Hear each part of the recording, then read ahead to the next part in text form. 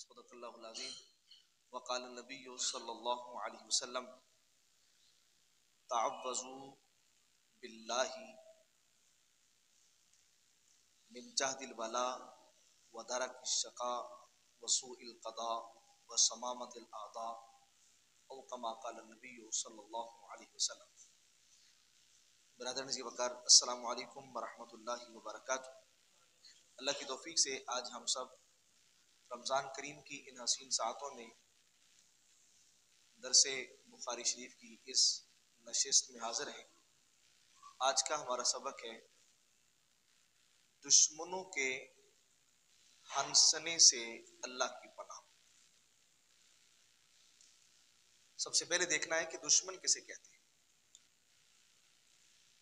मामलात जिंदगी के अंदर हर वो बंदा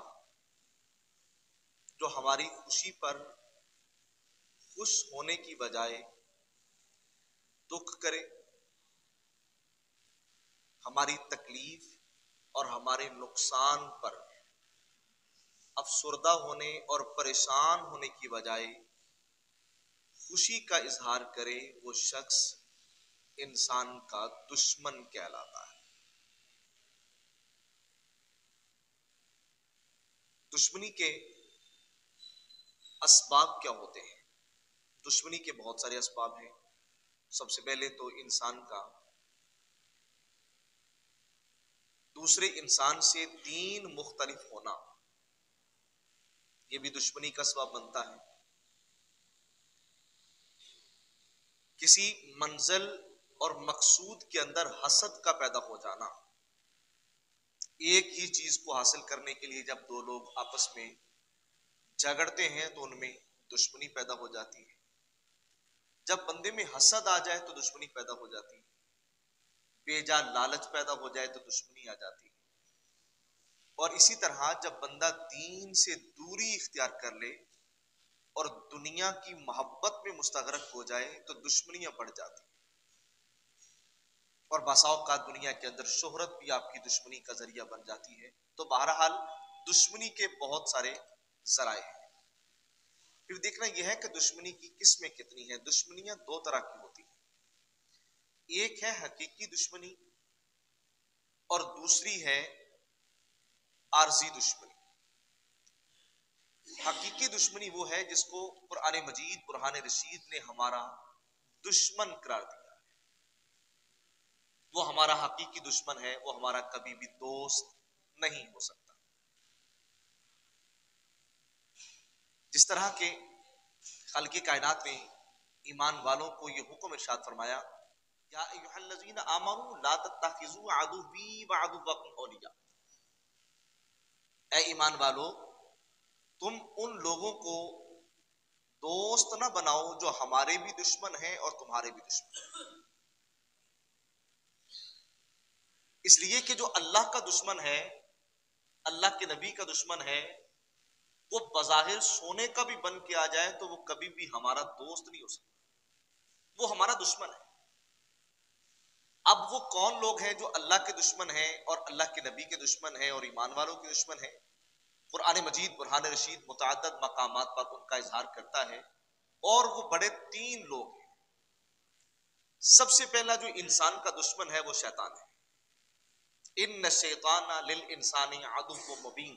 और खल्क़े कायनात दूसरे मकाम पर इरशाद फरमा रहा है, ला तत्तबिउ खुतुवातिश शैतान, कि शैतान के तुम रास्ते पर ना चलो। इन्नहु लकुम अदुव्वुम मुबीन, बेशक वो तुम्हारा खुला दुश्मन है। अब शैतान इंसान का दुश्मन क्यों है? इसलिए कि शैतान ये समझ रहा है अपने ताई कि आदम और आदमियत की वजह से मेरा मकाम, मेरा मर्तबा और मेरी जो इज्जत थी वो छिन गई है। हालांकि ये उसकी गलतफहमी है। अगर वो मलाइका की सफ में जगह पाके बैठा था, अल्लाह ताला के कुर्ब के जलवों में बसता था, तो वो उसका मकाम और उसका मर्तबा हजरत आदम ने तो नहीं छीना। वो तो उसकी बदबख्ती उसको ले डूबी है, उसका तकब्बुर उसको खा गया है कि वो अपनी इबादत पे नाज कर बैठा, अल्लाह के हुक्म से सरफे नजर कर गया। तो शैतान का इंसान के साथ उसी दिन से मोहब्बत का नाता खत्म हो गया और दुश्मनी का ताल्लुक शुरू हो गया जिस दिन से अल्लाह ताला ने उसको अपने दरबार से निकाला। और मैं फखरुज मिनहा फइन्नक रजीम व इन्ना अलैका लानत इला यौमिद्दीन, मेरे दरबार से निकल जा, क़यामत तक तेरे ऊपर लानत है। तो इसने कहा क़ाल रब्बी फअंज़िरनी इला यौमि युबअसून, अल्लाह मुझे क़यामत तक की मोहलत दे दे। फरमाया ठीक है, तुझे मोहलत दी जाती है। तो जब इसको मोहलत दी गई तो इसने फौरन अपने मज़मूम इरादों का इजहार कर दिया। इसने कहा कि मैं इंसान पर हमला आवर होगा, कभी मैं इसके दाएं से हमला करूंगा, कभी मैं इसके बाएं से हमला करूंगा, कभी मैं इसके आगे से आऊंगा, कभी मैं इसके पीछे से आऊंगा। सुम्मा लआतियन्नहुम मिन बैनि ऐदीहिम व मिन खल्फिहिम व अन अयमानिहिम व अन शमाइलिहिम वला तजिदु अक्सरहुम शाकिरीन। लेकिन साथ ही कहने लगा कि जो तेरे शुक्र गुजार बंदे हैं, मैं उनके ऊपर हमला आवर नहीं हो सकता। अब उसी दिन से ये इंसान को अपना दुश्मन समझ बैठा और इंसानियत के खिलाफ अपना काम इसने शुरू कर दिया और क़यामत तक इसकी दुश्मनी बरकरार है। अब हदीस पाक में हुजूर अलैहिस्सलाम ने इरशाद फरमाया वशमामतिल आदा, कि तुम उन कामों से अल्लाह की पनाह मांगा करो जिससे तुम्हारा दुश्मन तुम पे हंसता है। अब शैतान हमारा दुश्मन है तो शैतान किन बातों पे हमारे ऊपर हंसता है? बहुत सारे काम है जिसके ऊपर शैतान इंसान के ऊपर हंसता है। मिसाल के तौर पे हुजूर अलैहिस्सलाम ने इरशाद फरमाया जब तुम्हें जिमाई आए तो उस जिमाई को कंट्रोल किया करो, उसको रोका करो। रोकने के तरीके क्या है कि दांतों के साथ दांतों को पीच दिया जाए, होंठों के साथ दांतों को बंद कर दिया जाए, फिर भी मुमकिन ना हो सके तो मुंह के सामने यूं करके हाथ रख लिया जाए। अल्लाह के नबी सल्लल्लाहु अलैहि वसल्लम ने उसकी वजह बयान फरमाई। फरमाया जब तुम जिमाई लेते हो तुम्हारा मुंह खुल जाता है, तुम्हारे चेहरे का जाविया बिगड़ जाता है, तो फिर शैतान तुम्हारा ये बिगड़ा हुआ चेहरा देख के हंसता। ये बंदे जब जिमाई लेते हैं तो आ करते हैं, बजाय उसको रोकने की वो उसको मुंह खोल के बहुत ज्यादा ऊंचा मुंह करके वो आवाज निकालते हैं। अल्लाह के नबी ने फरमाया ये चीज शैतान को खुश करने वाली है, शैतान को हंसाती है। अब अल्लाह के नबी यहां फरमा रहे हैं वशमामतिल आदा, तुम ऐसी चीजों से अल्लाह की पनाह मांगो जो चीजें शैतान को तुम्हारे बारे में राजी कर देती है। और इसी तरह शैतान उस वक्त राजी होता है जब बंदा मोमिन ईमान का रास्ता छोड़ के, कुरान का रास्ता छोड़ के, अल्लाह के नबी सल्लल्लाहु अलैहि वसल्लम के फरमान और दीन का रास्ता छोड़ के जब उसके रास्ते पे चलता है तो वो खुश होता है। इसलिए अल्लाह ताला ने इरशाद फरमाया कि ला तत्तबिउ खुतवात शैतान, शैतान के रास्ते पर ना चलो, वो तो तुम्हारा खुला दुश्मन है। इसलिए कि दोस्त के रास्ते पे चला जाता है, कभी भी दुश्मन के रास्ते पे नहीं चला जाता। और शैतान के खुश होने का एक वजह अहादीस के अंदर यह भी मज़कूर है कि जब किसी दीनदार तालिब इल्म को शैतान के चेले वर्गला लें, दीन के रास्ते से हटा दें, और वो चेला जाके जब अपने शैतान को खबर देता है कि मैंने आज एक दीनदार बच्चे को जो मदरसे जा रहा था, दीन पढ़ने जा रहा था, आज मैंने उसको बहका दिया है, दीन से दूर कर दिया है, तो फिर शैतान बहुत खुश होता है। इसी तरह जब मियां बीवी के झगड़े की खबर पहुंचती है तो शैतान बड़ा खुश होता है। तो ये वो चीजें हैं जो हमारे आमाल में शामिल हैं, लेकिन हैं ये अल्लाह ताला की नाफरमानी में शामिल। अल्लाह रसूल ने हमें इससे मना किया है। तो जब हम उन कामों से बास नहीं आते जिनसे अल्लाह रसूल ने मना किया है, बल्कि हम उन कामों का इर्तिकाब करते हैं, तो शैतान हमारा अज़ली दुश्मन है, वो इस पे खुश होता है। तो अल्लाह के नबी सल्लल्लाहु अलैहि वसल्लम ने उम्मत को तालीम और तरबियत देते हुए फरमाया वशमामतिल आदा, उन कामों से अल्लाह की पनाह मांगा करो जिनसे तुम्हारा दुश्मन हंसा करता है। लिहाजा आज के बाद हम इस बात का फैसला करेंगे कि हम कोई काम वो नहीं करेंगे जिससे शैतान हम पे राजी होगा, बल्कि हम वो काम करेंगे जिस पे हमारा रहमान हम पे राजी होगा। और इंसान के हकीकी दुश्मनों में दूसरे दुश्मन यहूद और नसरा है। यहूदी और नसरानी यानी ईसाई, ये इंसान के कुल दुश्मन है। कुरान मजीद बुरहान रशीद बार बार बंदा मोमिन को हुक्म दे रहा है कि तुम इनको कभी दोस्त ना बनाना। या अय्युहल्लज़ीना आमनू ला तत्तखिजुल यहूदा वन नसारा औलिया बअदुहुम औलिया बअद। फरमाया ऐ ईमान वालों, कभी यहूदियों को और ईसाइयों को अपने दोस्त ना बनाना, ये हमेशा तुम्हारे साथ बज़ाहिर अपना ताल्लुक दोस्तों वाला रखेंगे, लेकिन दर हकीकत ये तुम्हारे साथ दुश्मनियां रखेंगे। औलिया बादुहुम औलिया, ये आपस में जो है ना वो दोस्त हैं, तुम्हारे दोस्त नहीं है कभी भी, तुम्हारे ये हमेशा दुश्मन है। तो इसलिए इंसान का दूसरा बड़ा दुश्मन वो काफिर है। वो काफिर यहूदी की शक्ल में हो सकता है, वो काफिर ईसाई की शक्ल में हो सकता है, वो काफिर ये बुत परस्त की शक्ल के अंदर हो सकता है, सितारा परस्त की शक्ल के अंदर हो सकता है। यानी जो बंदा बेदीन है, बंदा मोमिन को यहाँ तालीम और तरबियत दे दी गई है कि हमने कभी भी उनको अपना दोस्त नहीं बनाना, बल्कि हमेशा उनको अपना दुश्मन समझना। और दुश्मन का मतलब ये याद रखिएगा, दुश्मन का मतलब खौफजदा करना नहीं होता। दुश्मन का मतलब होता है कि उसे एहतियात किया जाए, उसे चुकन्ना रहा जाए, इसलिए कि दुश्मन वो वार के इंतजार में होता है। जब भी उसका मौका बनता है वो वार करता है। और इसी वजह से अल्लाह के नबी सल्लल्लाहु तआला अलैहि वसल्लम ने यहां पर अपनी उम्मतियों को चुकन्ने किया, बस शमामतिल आदा, संभल के चलना, एहतियात से चलना। कभी भी अपने मामलात तुम अपने दुश्मनों के साथ यूं शेयर ना कर देना, और कभी भी अपने राज तुम उनको ना दे देना, और कभी अपने मामलात को इनके साथ इतना क्लोज ना कर देना कि कल तुम्हें खसारा हो, नुकसान हो, घाटा हो, तो कुफर तुम्हारे ऊपर बगले बजाता फिरे। जब बैतुल्लाह शरीफ का तवाफ किया जाता है तो तवाफ के पहले 3 चक्रों में रमल किया जाता है। रमल का मतलब ये होता है कि इंसान अकड़ के चलता है, अपने कंधे निकाल के चलता है, और छोटे कदमों के साथ तेज चलता है, जैसे एक पावरफुल ताकत वाला आदमी, बहादुर आदमी जैसे चल रहा है, इसको रमल कहते हैं। हालांकि देखिए मोमिनीन की शान क्या है, वइबादुर रहमानिल्लज़ीना यमशूना अलल अर्दि हौना, कि अल्लाह के बंदे वो जमीन पर बड़ा वो धीमे धीमे चलते हैं, आजिज़ी से चलते हैं, इनकिसारी से चलते हैं, अकड़ के नहीं चलते। दुनिया के अंदर हमें हुक्म क्या था, आजिज़ी से चलना, इनकिसारी से चलना, और तकब्बुर के लिए हमें कहा गया कि अल्लाह को पसंद नहीं है। इन्नल्लाह ला युहिब्बु कुल्ला मुख्तालिन फखूर, अल्लाह ताला तकब्बुर करने वालों को, फखर करने वालों को वो पसंद ही नहीं फरमाता। लेकिन जब हम उसके घर में उतर गए तो क्या कहा, अकड़ के चलो। बंदे को बंदे के दरवाजे के सामने वो अकड़ के नहीं चलने देता, बंदे को बंदे की गली के अंदर वो अकड़ के नहीं चलने देता, बंदे को बंदों के सामने वो अकड़ के नहीं चलने देता। आज जब उसके घर में पहुंचे तो क्या कहा, यहां रमल करो, अकड़ के चलो। वजह क्या है, इसलिए कि दुश्मन बैठे थे, काफिर बैठे थे। जब मुसलमान तवाफ के लिए उतरे तो वो नहीफ थे, कमजोर थे, तो वो हंसने लगे, ये हमारा मुकाबला करेंगे, ये जिनके सीने की हड्डियां भी गिनी जा सकती हैं, पसलियां गिनी जा सकती हैं, कमजोर है, नहीफ है, ये हमारा मुकाबला कैसे कर सकते हैं। और जब उन्होंने अपने इस अमल के जरिए से मुसलमानों के ऊपर हंसना शुरू किया तो अल्लाह की नबी ने हुक्म फरमाया कि तुम अल्लाह के दरबार में खड़े हो, आज अल्लाह की रजा के लिए अकड़ के चलो,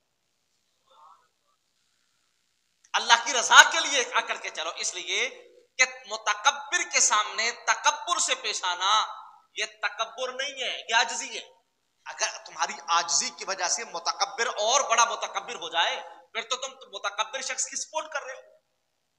इसलिए जालिम का हाथ रोकने का हुक्म है, और जो मुतकब्बिर शख्स है उसको नीचा करने का हुक्म है।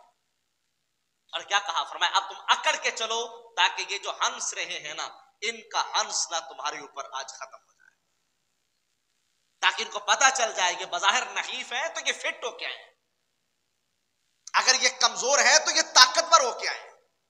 इसलिए कि कोई भी बंदा वो किसी का जाहिर देख के अंदाजा लगाता है, तो जब उसकी बॉडी लैंग्वेज समझता है, उसके चलने के अंदाज देखता है, उसके बोलने के कदोखाल देखता है, तो वो समझ जाता है कि ये शख्स बोझदिल है या बहादुर है।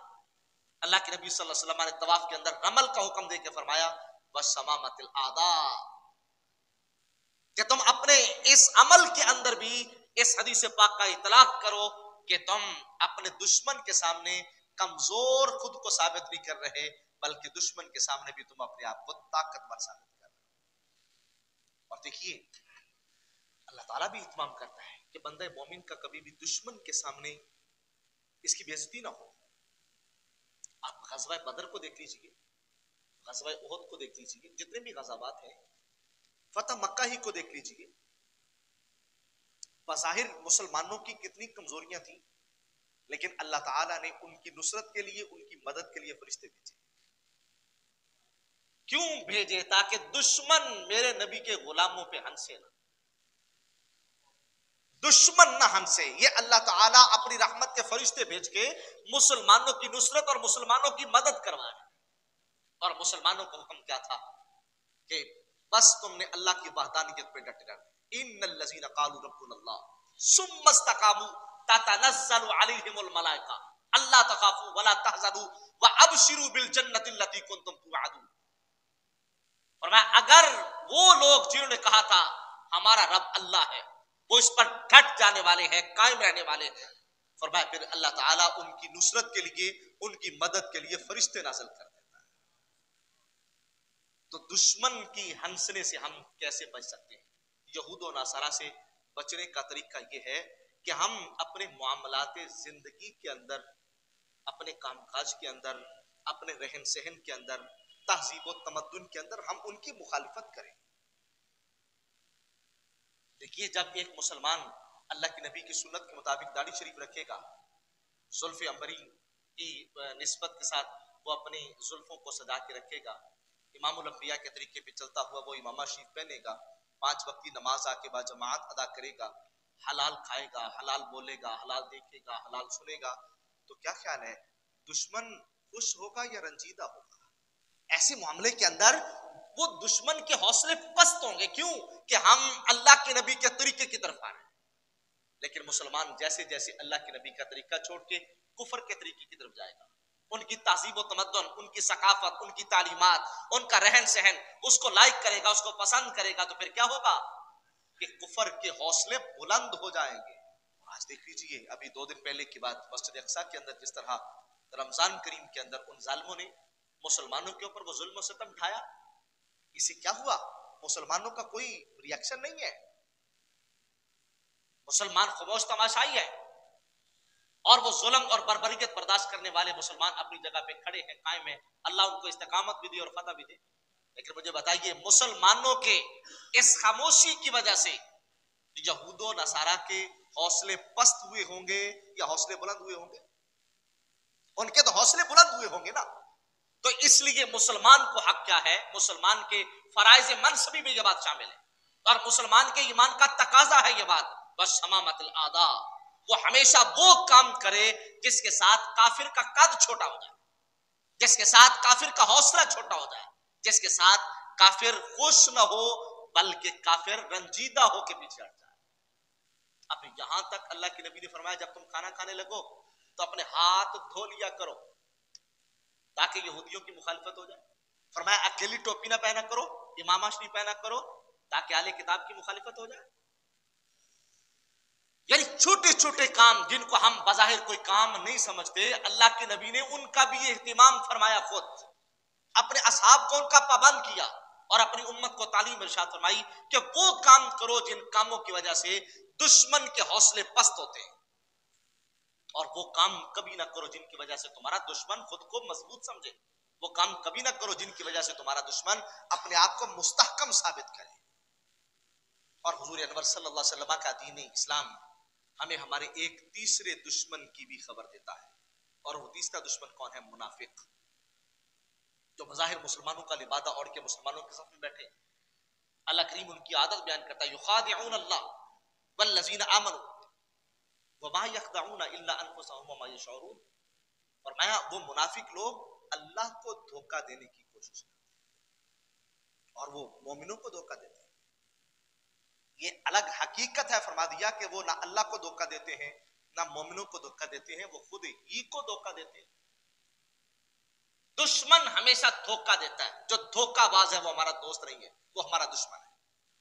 तो अब ये मुनाफिक चूंकि दुश्मन है हमारा, वो धोखा देने के लिए हमारा लिबादा ओढ़ के, हमारी सूरत इख्तियार करके, हमारा रहन सहन, हमारी तहजीब व तमद्दन और हमारी तालीमात को वो सामने रख के वो हमारे करीब होता है और आहिस्ता आहिस्ता वो हमें कुफर की तरफ लेके जाता है।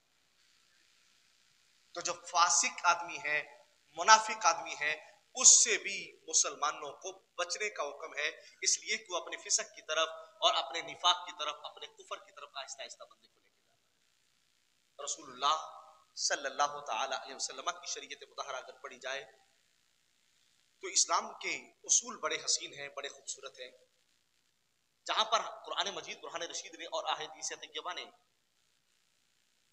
दुश्मन के चेहरे हमारे सामने रखे हैं ना, वहां पर दुश्मन के साथ मुकाबला करने के भी उसूल बताए। ये बात याद रखिएगा, दुश्मन हमेशा, क्या उसको दुश्मन ही छोड़ा जाएगा या उसको मुतासर करके अपना दोस्त बनाया जाएगा? अगर तो वो हमारा दुश्मन है, हम समझते हमारे पास तालीम है, हमारे पास अमल है, हमारे पास फन है, हमारे पास ताकत है, हम उनकी तरफ जाने के बजाय उनको इस्लाम की तरफ मूव कर लेंगे, फिर हमारा हक यह है कि हम आगे बढ़ें। देखिए कुरान मजीद, कुरान रशीद तरीका बयान कर रहा है और भाई जब तुमने उन गैर मुस्लिमों को इस्लाम की तरफ लेके आना है, उन काफिरों को मुसलमान करना है, उन दुश्मनों को तुम अपने दोस्त बनाना है, तो क्या करो? उदउ इला सबील रब्बिका बिल हिकमा वल मौइज़तिल हसना वजादिलहुम बिल्लती हिय अहसन। कि सबसे पहले तुमने तबलीग करनी है, तो तबलीग में क्या करना है? तुमने हिकमत और दानाई के जरिए से उनको अपने करीब करना है। और हिकमत और दानाई क्या है? कि हम अपना अखलाक पेश करें। तकरीरें बाद में होती रहती है, दरसो बयान होते रहते हैं, सबसे पहले जिस चीज की आदत है वो अपना अखलाक देना है। हजरत समामा बिन असाल रदी अल्लाह तआला अन्हु, ये सहाबी रसूल है, नजद की तरफ से कुछ सहाबा इकराम इनको गिरफ्तार करके लेके आए थे, लाकर मस्जिद के सतून से बांध दिया गया। अल्लाह के नबी सल्लल्लाहु अलैहि वसल्लम तशरीफ लेके आए, आपने पूछा, हाँ मामा क्या ख्याल है तेरा?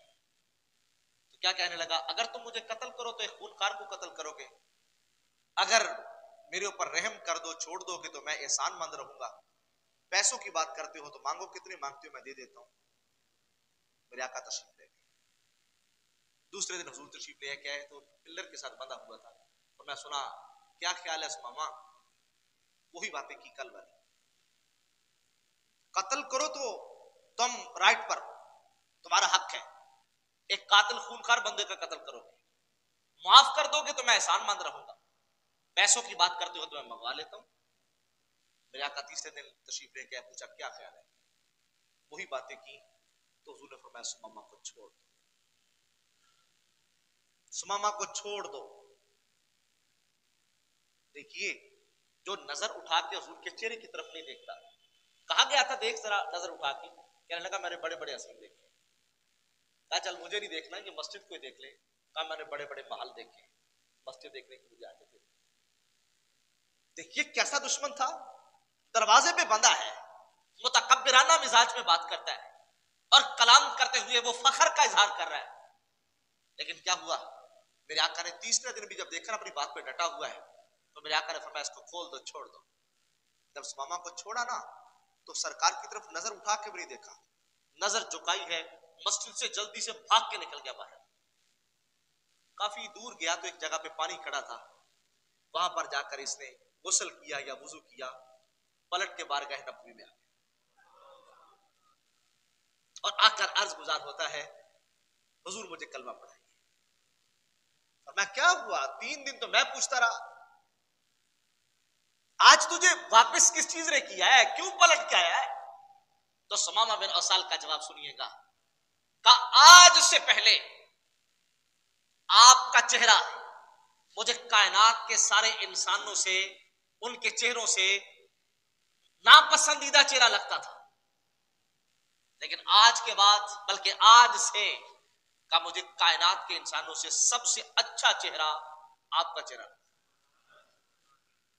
आज से पहले कहने लगा आपका दीन मुझे सारे दीनों से बुरा दीन नजर आता था, नापसंदीदा दीन था, लेकिन आज के बाद आपका दीन मेरे लिए सबसे पसंदीदा दीन है।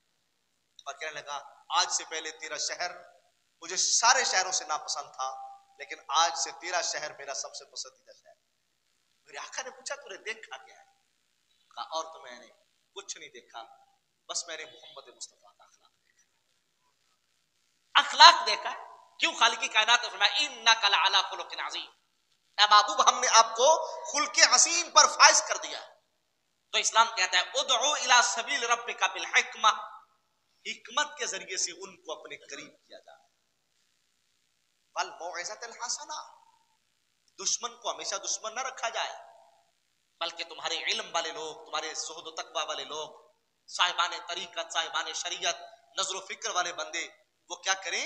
वो उनको मवाइज़े हसना, अच्छे मवाइज़, अच्छी तकरीरें, अच्छा वाज़ो नसीहत। और फिर देखिए यहां पर भी क्या कहा गया? वल मौइज़तिल हसना, अच्छी तकरीर। हालांकि तकरीरें तो सारी अच्छी होती है ना, क्यों? तकरीर के अंदर मनाजरा भी आता है, तकरीर के अंदर मुबाहसा भी आता है। तो क्या कहा? वल मौइज़तिल हसना, तुम्हारी तकरीर उनके दिलों में उतर जाने वाली बात है। तुम्हारे जुमलों में नफरत नहीं होनी चाहिए, तुम्हारे जुमले तोड़ने वाले ना हो, बल्कि तुम्हारे जुमले जोड़ने वाले, तुम्हारे जुमले दूरियां पैदा करने वाले ना हो, बल्कि तुम्हारी बातें करीब करने वाली।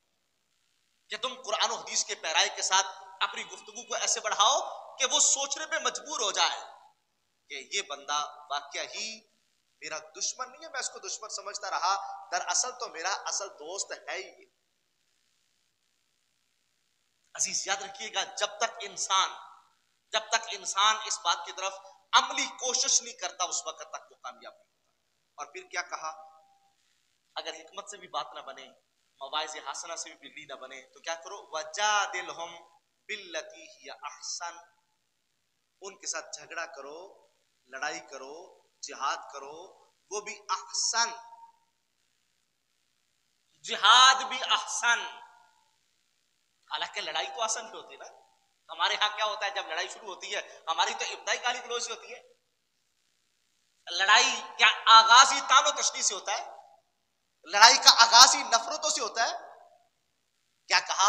वजादिलहुम बिल्लती हिया अहसन, अगर मुजादला करना पड़े, जिहाद तक की नौबत आ जाए, तो क्या करना? हिया अहसन, उसके अंदर भी खूबसूरती झलके। और खूबसूरती का आलम देखिएगा, इस्लाम की तरबियत कितनी अच्छी है। इमाम अंबिया सल्लल्लाहु अलैहि वसल्लम एक जंग में तशरीफ फरमा थे, तो आपने एक औरत का लाशा देखा गिरा, आपने फरमाया ना, आज के बाद किसी औरत को कत्ल न किया जाए, किसी बच्चे को कत्ल न किया जाए। अहले किताब के किसी मजहबी रहनुमा, उनके जो पादरी हैं, उनके जो पोप हैं, उनके जो वो अहले किताब के जो मौलवी हजरात हैं, का उनका कत्ल न किया जाए। और ये तो रही बात कत्ल की, तो क्या फरमाया मेरे आका ने कि अगर उनके फलदार पौधे हैं तो उनके साथ सवारियां ना बांधो, अगर उनकी फसलें पकी हुई हैं तो वहां पर जाकर अपनी सवारियां ना बांधो, उनकी पकी हुई फसलों में पड़ाव ना डालो। ये इस्लाम है। वजादिलहुम बिल्लती हिया अहसन, ये हिया अहसन की तफसीर बयान कर रहा है कि तुमने काफिर को, दुश्मन को हमेशा दुश्मन समझ के दूर नहीं करना, बल्कि अपने किरदार से, अपने अफकार और नजरियात से, अपनी तहजीब व तमद्दन, अपनी सकाफत से और अपने जो असलाफ से तुम्हें विरासत मिली है, तुम उस विरासत के जरिए से उन दुश्मनों को भी अपने दोस्त बनाने का किरदार अदा करो। लेकिन आज बहसीयत मुसलमान अगर हम अपने गिरबानों में झांक के देखें तो इस मामले के अंदर हम बिल्कुल जीरो हैं। इसलिए कि आज हमने अपने अकाबिर की तहजीब व तमद्दुन छोड़ दी, अपने इस्लाफ का तरीका छोड़ दिया, कुरान हदीस की तालीमात से मुंह फेर दिया। क्यों? हमें महसूस होता है कि शायद ये खसारा मिल रहा है, दुश्मन के तरीके पे, दुश्मन के रास्ते पे और दुश्मन के अंदाज को अपना रहे हैं, क्या सोच के कि शायद वो हमें नफा दे रहा है, शायद वो हमें फायदा दे रहा है।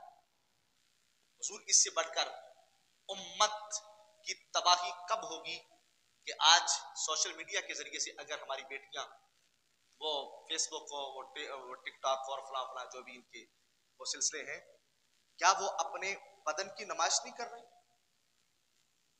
क्या बेहुदगी करके वो अपने आप को वो काफिरों के सामने, दुश्मनों के सामने जग हंसाई का जरिया नहीं बन रही?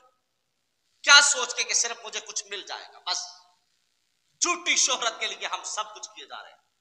अजीज, अल्लाह का कुरान हमें यही बता रहा था, मोहम्मद मुस्तफ़ा का फरमान हमें यही समझा रहा था, वह समामतिल आदा, कि तुम कभी भी वो काम न करना जिस काम की वजह से तुम्हारा दुश्मन तुम्हारे ऊपर हंसे। और दुश्मन की दूसरी किस्म वो है जो हमारा अबदी दुश्मन नहीं है, अजली दुश्मन नहीं है, बल्कि हमारे इख्तलाफात की वजह से हम उसको दुश्मन बना बैठे। भाई भाई में इख्तलाफ हो गया, हम कहते हैं कि दुश्मन हो गए। दोस्त दोस्त में इख्तलाफ हो गया, हम कहते हैं दुश्मन हो गया। जायदाद का इख्तलाफ हो गया, कारोबार का इख्तलाफ हो गया, शराकतदारी थी, थोड़ा सा गलतफहमियां पैदा हो गई, एक बंदे ने नुकसान दे दिया, एक बंदे ने धोखा कर दिया, दुश्मनियां बढ़ गई। और फिर वो दुश्मनियां बढ़ते बढ़ते कत्ल वार तक चली जाती हैं, इज्जतों पे हमले होते हैं, पता नहीं क्या कुछ होता है। ये दुश्मनियां आरजी दुश्मनियां हैं, इनको मिटाया जा सकता है। वो कैसे? अखुव्वत के जरिए से, भाईचारे के जरिए से, अखलाक और प्यार के जरिए से, सुलह सफाई के जरिए से, पंचायत के जरिए से, अदालत और कानून की रहनुमाई से। यानी ये वो दुश्मनियां हैं जिनको हम दुश्मनियां बना के बैठे हैं, हालांकि ये दुश्मनियां है नहीं है, छोटे छोटे इख्तलाफ है। अगर हम कोशिश करें तो ये इख्तलाफात खत्म हो सकते हैं। और ये इख्तलाफात खत्म करने के लिए किसी न किसी बंदे को अपना किरदार अदा करना पड़ता है।